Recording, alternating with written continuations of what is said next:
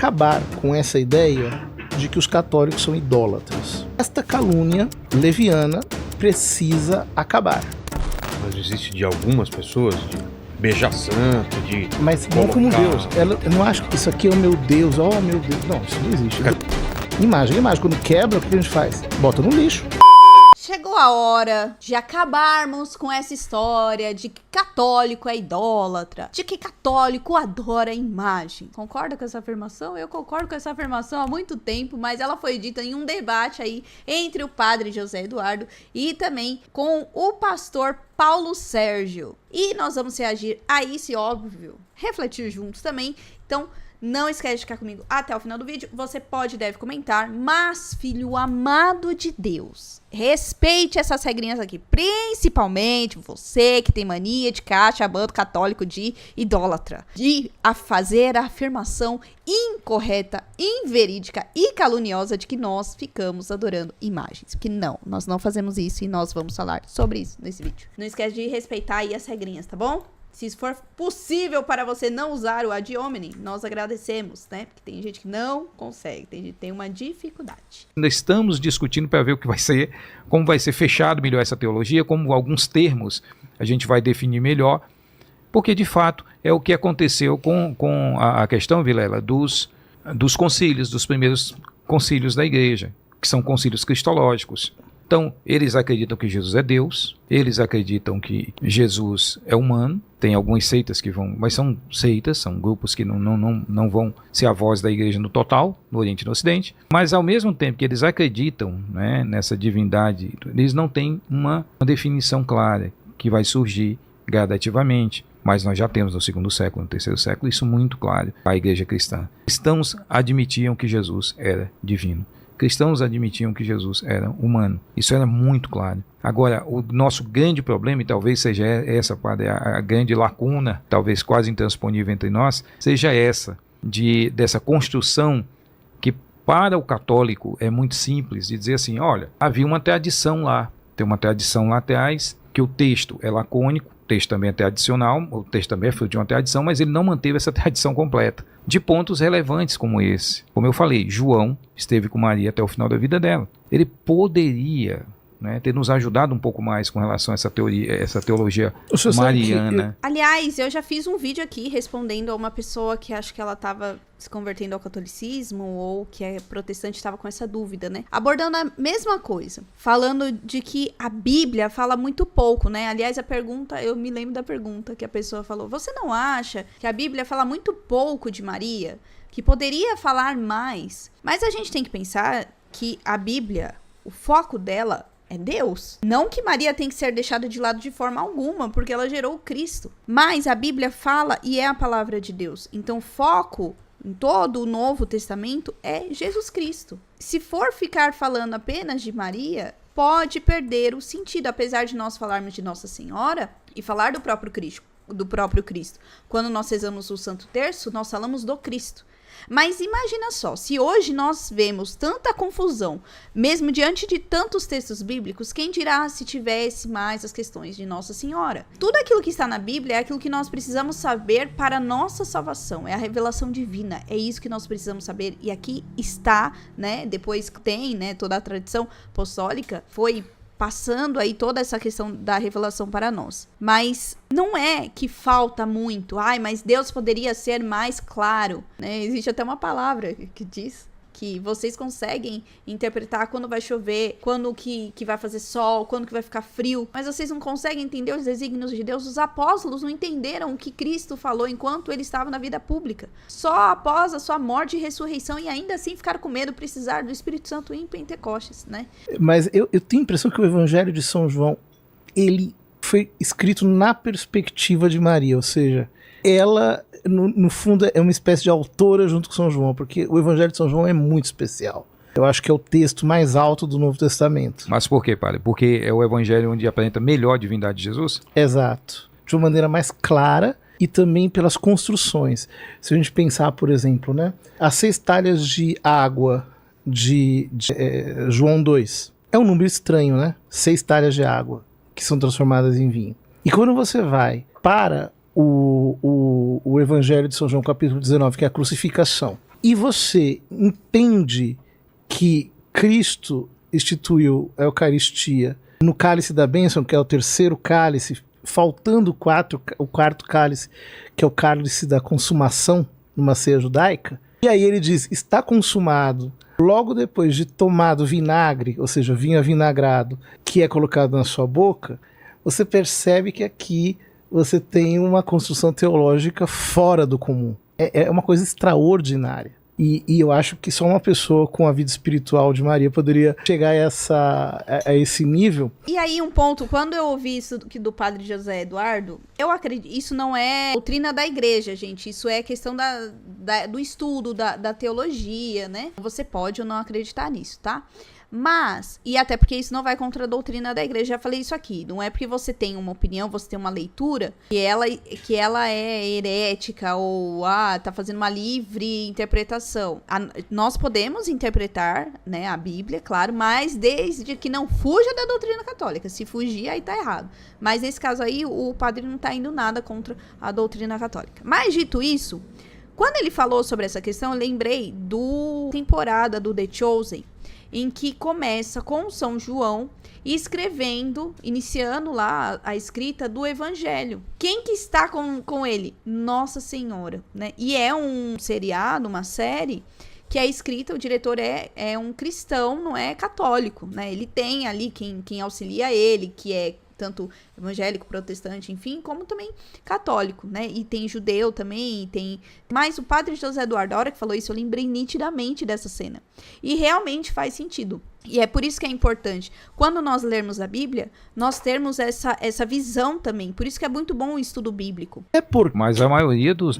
Desculpa, padre. Desculpa, pode continuar. Até porque, você veja, mais uma vez repetindo a ideia de que aliás, de que o Evangelho de São Lucas e o Evangelho de São João conversam intimamente, na minha opinião, ela, ali no começo dos Atos dos Apóstolos, né, São Lucas diz que eles perseveravam em oração com Maria, mãe de Jesus, os seus irmãos, etc. Este perseveravam é uma palavra muito forte no grego, é algo como proskrastereuntes, uma coisa assim, ou seja, é uma perseverança de insistência. Eles estavam aprendendo a orar de uma maneira insistente até que pudessem chegar à contemplação. Ou seja, o texto sugere algo mais profundo. Então eu acho que isso indica que a vida espiritual de Maria e a comunhão que ela tinha com Deus era algo tão especial que os apóstolos, assim que Cristo sobe aos céus, se reúnem com ela para perseverar em oração. Ou seja, para realmente desenvolver sua vida espiritual. São João deve ter feito isso de uma maneira privilegiada, porque ela levou para casa. Agora, uma coisa interessante do que o senhor dizia, que eu acho assim também muito, muito importante a gente dizer, o senhor falava dessa barreira intransponível. Eu acho que ela não é intransponível. Não existem barreiras intransponíveis quando as pessoas têm boa vontade e elas querem se entender. Elas estão fazendo esforço para se entenderem mutuamente. Eu acho que tudo começa, na minha opinião, por acabar com essa ideia de que os católicos são idólatras. Esta calúnia leviana precisa acabar, porque é um consenso entre todos os cristãos de que católicos e evangélicos professam o mesmo credo apostólico. Ou seja, todos nós cremos em um só Deus, em 3 pessoas, sendo que a segunda pessoa se encarnou para a nossa salvação. Então ninguém considera como um Deus uma imagem. Essa ideia de idolatria católica, essa calúnia tem que desaparecer. Mas existe de algumas pessoas, de beijar santo, de mas colocar... não como Deus. Ela não acha que isso aqui é o meu Deus, meu Deus. Não, isso não existe. Ficar desesperado quando sumiu o santo. Idolatria é uma você... coisa muito maior. Não, idolatria é você considerar que uma imagem é o seu Deus. Entendem que a palavra idolatria, ela tem um peso muito grande. Ju, mas vocês beijam a imagem, vocês conversam com a imagem. Poxa vida, você não tem foto do seu parente com... e que às vezes você beija, às vezes você conversa, não? Às vezes o seu parente tá vivo e você fica, nossa, aquela vez, né? Você nunca fez isso. Pensamento, palavra, você nunca fez isso. Aliás, teve uma vez que nós fomos acusados no Instagram por uma pessoa falando que vocês ficam tirando foto com imagem, adoram imagem, ajoelha diante de imagem. Aí, né, por curiosidade, eu sou muito curiosa, fui ver o Instagram dessa pessoa. E o que ela fez? Tirou foto com uma imagem de um boi, de um touro. Falei, ué, mas se você... E estava ajoelhado, hein? Claro, não estava ajoelhado diante, mas estava assim, do lado, como se a imagem fosse uma pessoa. Falei, ué, mas se você pode fazer isso, por que eu não posso tirar foto ou estar rezando para algo que representa uma pessoa que, na minha fé, é importante, a minha família de fé, que não está aqui, nós a cremos que está no céu com o Senhor, está do lado do Senhor. Por que você pode, para um objeto de um animal que é irracional, fazer disso? Tanto que eu até falei, então eu posso considerar então um idólatra, um adorador de imagens. A pessoa não respondeu. Entende que, e aliás, eu afirmo isso com toda veemência, que você que acusa católico que é idólatra, você não conhece a nossa fé. Você não conhece a nossa doutrina.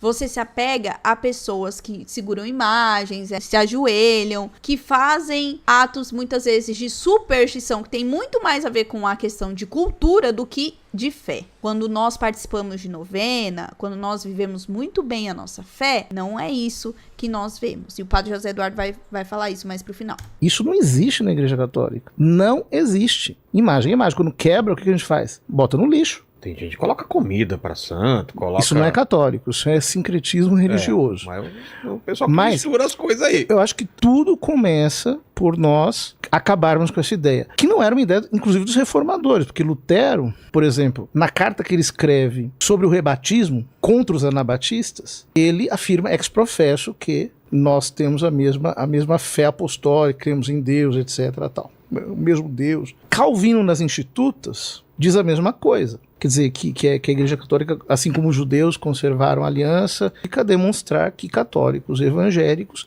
creem fundamentalmente no mesmo Deus. Então, essa acusação de idolatria é caluniosa, não é verdadeira. Agora, nós discordamos sim naquilo que o pastor chamava de iconodulia, né? Uhum. Quer dizer, da representação...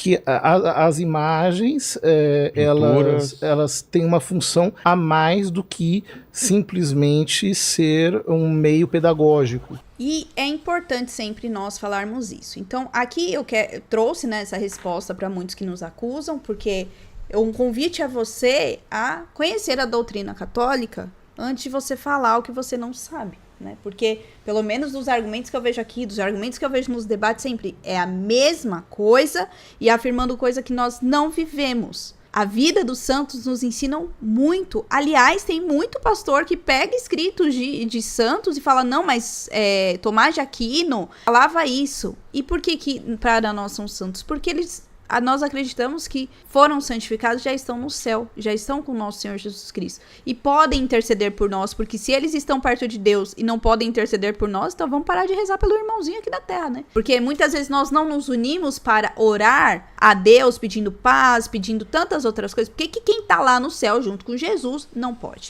né? Ah, mas eu creio que as pessoas ainda estão aí, estão enterradas, né? Vão voltar só quando Jesus voltar, enfim. Aí já é outra questão.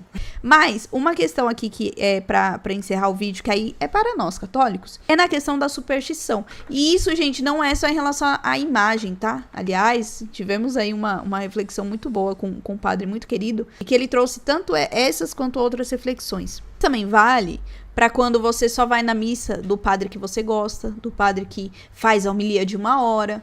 Você se apega ao padre que faz a homilia de 1 hora. Não a palavra de Deus está acontecendo na missa, não a Sagrada Eucaristia, não as orações que acontecem na Santa Missa, não a ação do Espírito Santo. Porque missa, ela vai continuar sendo missa com o padre fulano, com o padre ciclano, com o que você gosta, com o que você não gosta. Tudo vai depender também da sua abertura de coração, abertura de mente, abertura de ouvido. O que acontece em alguns casos não é o que a Igreja Católica ensina, não é o que acontece na maioria dos casos, é a superstição, né, numa imagem, a superstição numa pessoa determinada, né, que aí sim a gente coloca a pessoa no lugar de Deus, mas não quer dizer que nós estamos idolatrando a pessoa. É um erro de superstição, sim, que tem que ser corrigido, mas não é isso que nos acusam, né? Também não é isso que o Vilela até comentou aí, né? Porque a gente não faz isso, não. Nós temos que tomar cuidado quando nós formos falar da fé dos outros. E nós devemos tomar cuidado quando nós formos vivenciar a nossa fé, para nós não cometermos o erro que o Vilela comentou, do sincretismo religioso. Uma coisa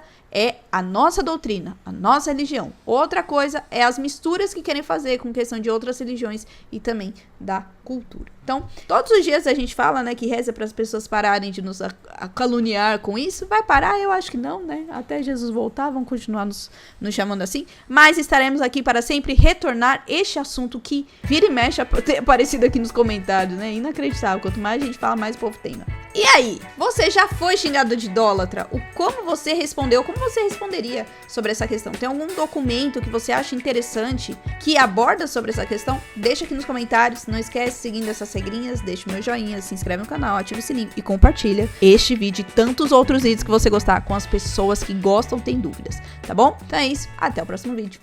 Tchau!